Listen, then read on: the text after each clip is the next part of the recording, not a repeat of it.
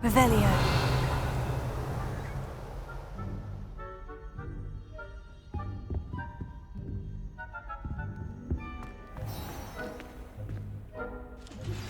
That relic is the key to saving Anne. I know it. Meet me outside of Feldcrot as soon as you can.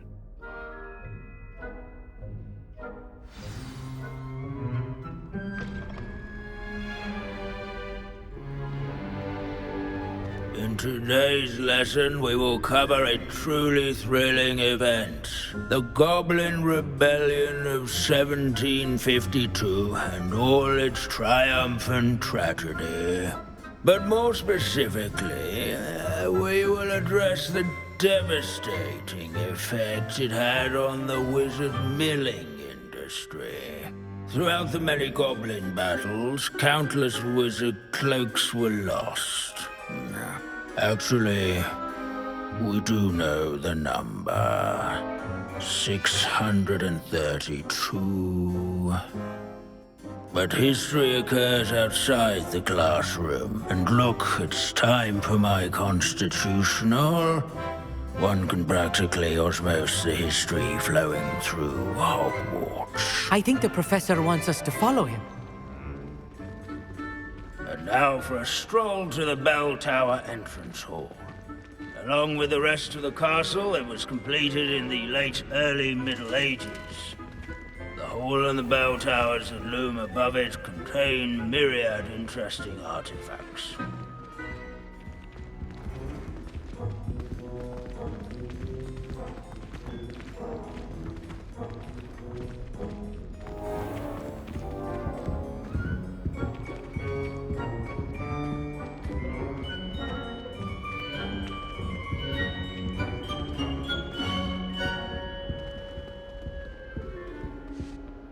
Good to see you again. Recovered from that nasty bout of dragon pox, have we?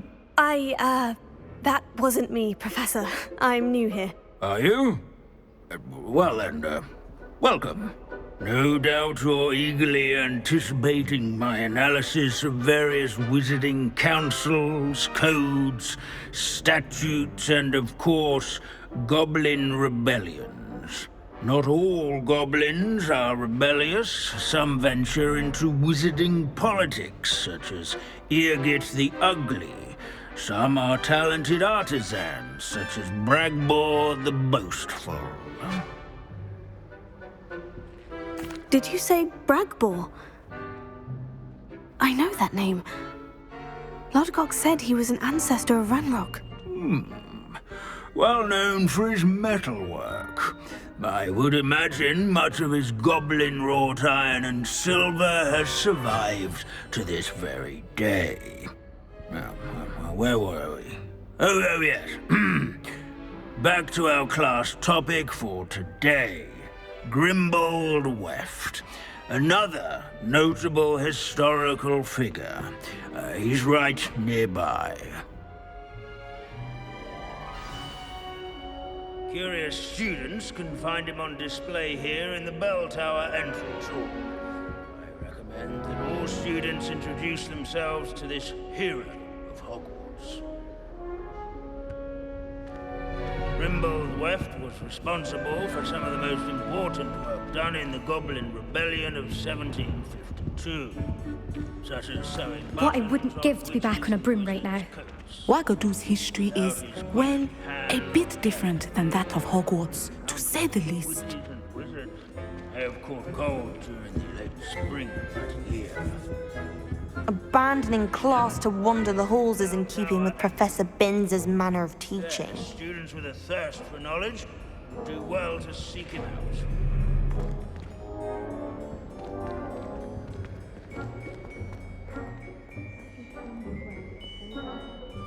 These bits of broom are all that's left of a witch called Celine Wartnobby.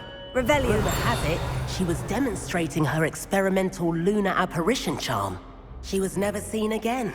Perhaps she succeeded. I suppose we'll never know.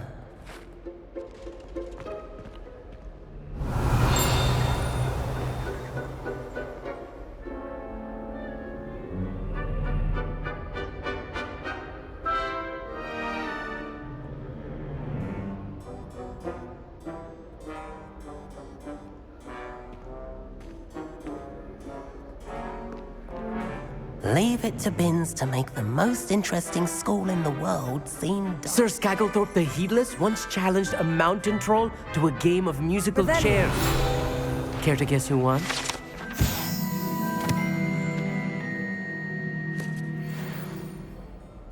If you fail History of Magic, you're doomed to repeat it. The class, that is.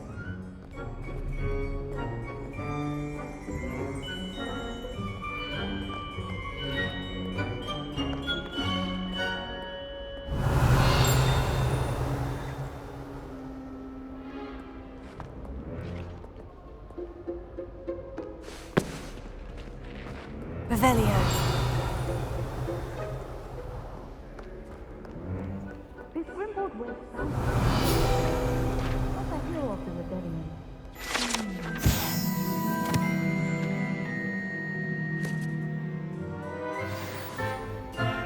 Oh yes, I see you found Grimbold Weft. Yes, I rather enjoyed seeking him out. The thrill of the scholarly pursuit. I know the feeling quite well. Now, let's turn our attention to the agreeability and general good nature of Sir Aphpuddle. He's also nearby. See what you can learn from him for your next assignment. Standing in eternal but symbolic watch over the bell tower is a retinue of loyal knights, or rather, statues of knights, I should Revelio. clarify.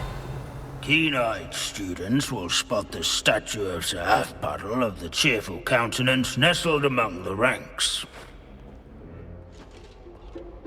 His fame was not won by vanquishing foes in single combat, nor by slaying bloodthirsty dragons, but rather in training yards and sculleries, where his warm and approachable demeanor was celebrated by old friends and newcomers alike.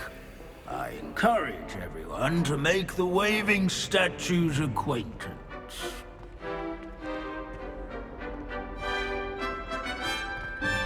Sir Aphpuddle. This is a centuries-old likeness of Pangadon. Fearless mouse hunter and devoted study companion. People have always loved their pets. I find that comforting. At least we're out of the classroom.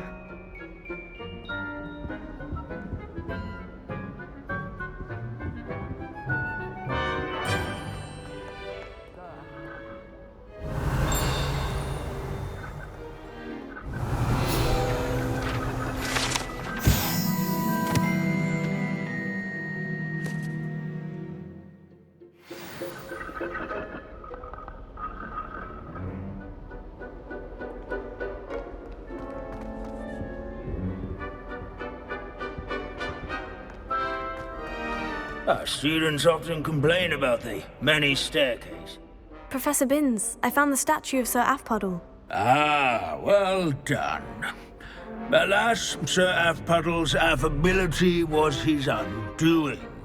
Died instantly trying to befriend a basilisk.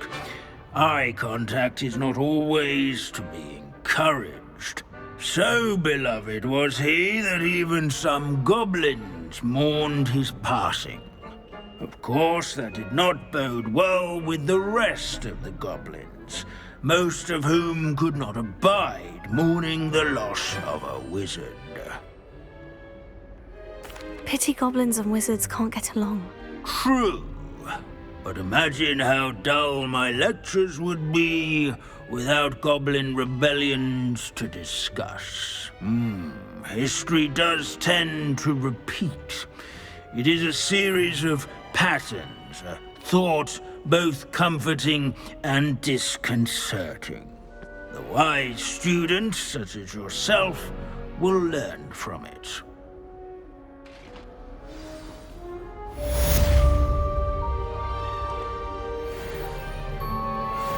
History is written by those who do their schoolwork, so they say.